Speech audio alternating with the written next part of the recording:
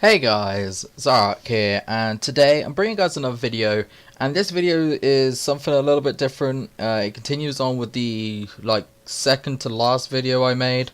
I know that I've been slacking on videos, and I will show you why, and also have an announcement about something that you guys might enjoy at the end of this video, so make sure you stick around, or if you wanted to skip, whatever. You clicked on a video. For me, that's good enough. I don't really care about times and stuff like that. So anyway, what I'm going to be showing you guys, as you can probably tell a bit in the downloads thing here, is that I am going to be showing you guys the game that me and two other people made.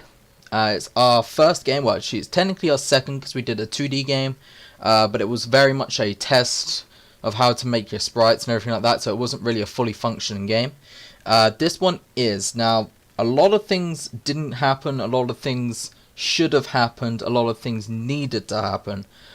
This is by no means a game that we would publish or try and earn money on or anything like that. It's still very distant away from professional work, so don't even expect indie subjects and software and stuff like that. This isn't even indie.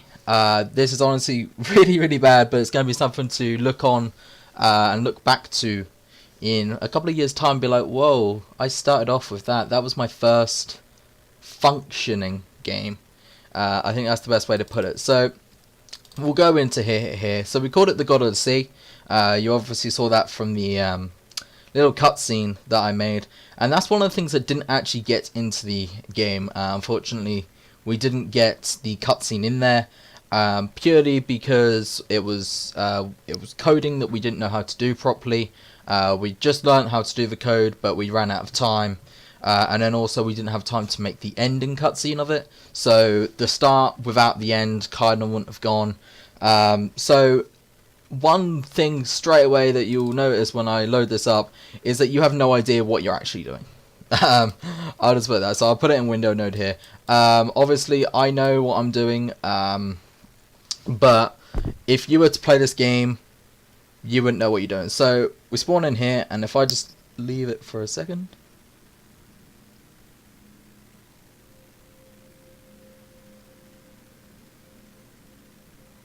You can hear there's background music. I'm hoping that you can hear that.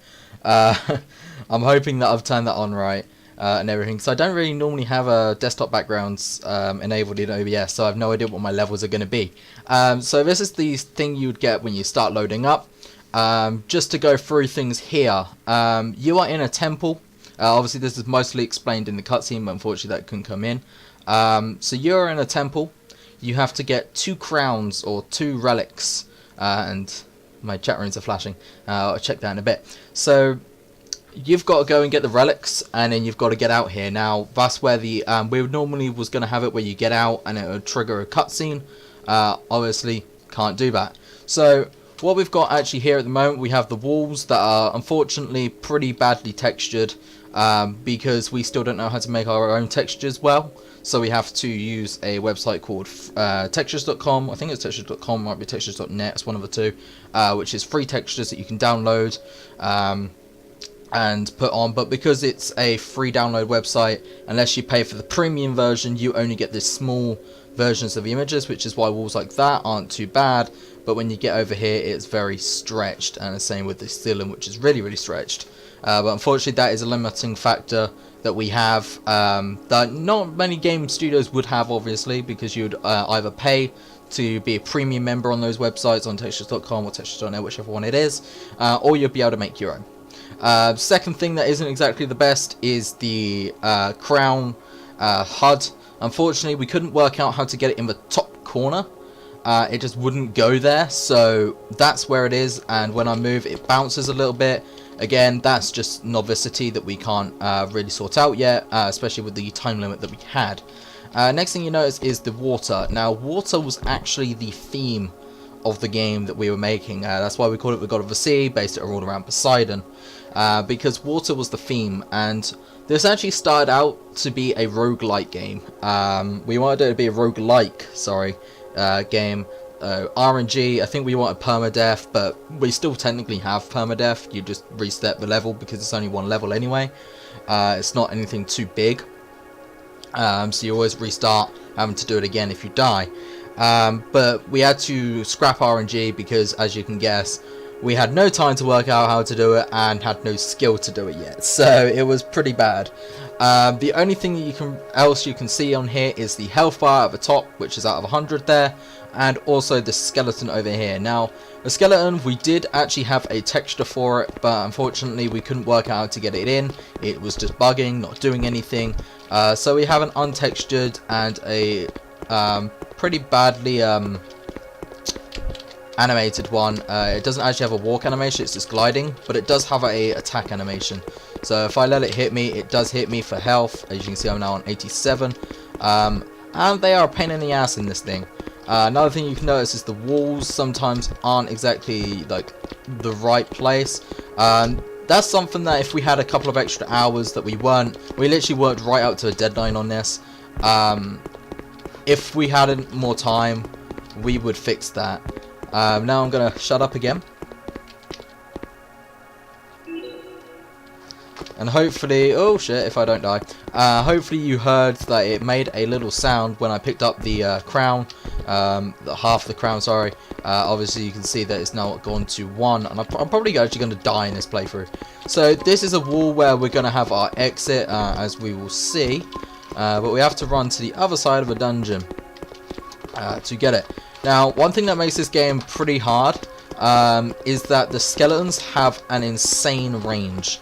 Unfortunately, there's another error there. They have an insane range, and as far as I'm aware, even when you're out of that range, I don't think they go stationary. So, technically, if you wanted to run around, you would have every single skeleton against you, which is pretty hard. And they have a limit. We couldn't work out wall mechanics, so they can basically see you through walls. So we get the second crown there, you can see, we've got it. And that's all the objective of our game was. Obviously, with, I think it was an 8-week limit. We won't go do something fully fledged, multiple levels, etc, etc. I think some people in the other class, because there's 2 classes, actually wanted to do custom characterization in 8 weeks, which was quite funny to hear about. So if we go to the end here, you can see that this wall has changed to this, and if we left click here, we get a you win screen. So unfortunately we couldn't obviously have the ending cutscene. This is where the ending cutscene would normally be, but we couldn't have that. So if I get out of that and restart the game, we can see, oh, that is not what I wanted. That's the VB script. I'll sort that out in a bit. So if we go back into here, you can see what happens when you die. It's just a simple death screen. It's nothing too flashy. So if we get it, come here, hello skeleton, and are you going to kill me or just spaz out? So unfortunately, mechanics also was a bit dodgy, so there you go, game over screen. It's not anything good, not anything flashy, but it's our first game. So this was done by me, Matthew Knights, and Gareth Rees. Yes, I want to exit VB, please. And yeah, that is the God of the Sea. I think I'm going to keep it and probably work on it on my own. If I obviously I've got to ask my teammates whether they want me to do that, because if they want to just leave the project, that's how it goes. But I think I would love to be able to work on that, make it up to what we wanted it to actually be. So anyway guys, this has been Zoroarrkk. If you guys did enjoy, leave a like down below. And the little announcement that I had, there's a little bit more that I need to work on, so be sure to check me out on Twitter at Zoroarrkk with 3Ks at the end. You can see it in the description, and I'll post an update on there. But on the 26th, so on Thursday coming up, there is going to be a games jam done by Suffolk New College, for the college I run. Yeah, I run the college. I'm at, sorry, the college I am at and studying at. Unfortunately, the actual official games jam was this weekend, but we couldn't participate in it. due to it being 18 plus, so that would have been normally today until I think Sunday. But the Games Jam is basically a hackathon type thing where you make a game in 48 hours, you have 48 hours straight continuous. It's not like you have, you know, you can do 2 hours here, 2 hours there. No, you have 48 hours in a row. If you sleep, you're losing production time. As far as I'm aware, I know that my college is streaming it. I don't know the stream links. I'll put a video up on the day with those links, and I'm trying to get permission to stream it myself, which will be probably a really bad stream because I have no idea how to set it up, but it might be 2 webcams, a microphone that will be on and off, depending, with lots of people in the background, where there's other groups doing it as well, because I think there is something around 80 of us doing it, and I'm in a group of 4. So it's going to be interesting. It's going to be 48 hours non-stop. I'm not sleeping. You're going to see me loony, and hopefully making a game. So hopefully you guys come and watch that. That'll be really, really fun. I have no idea. I don't think we have a charity thing or anything like that. What I might do is try and, if anyone wants to donate, I might try and work out how to give that to charity. I don't know what charity or how to do it, but I'll work out a way. So be sure to come and watch that at any point. It'll be going from Thursday at 5 PM GMT until Saturday at 5 PM GMT. Obviously, give half an hour either way on both those times, because it might overrun or it might underrun, and I don't know when I'm going to be able to start the stream. So anyway guys, this is Zoroarrkk. If you guys did enjoy, leave a like down below, and peace out.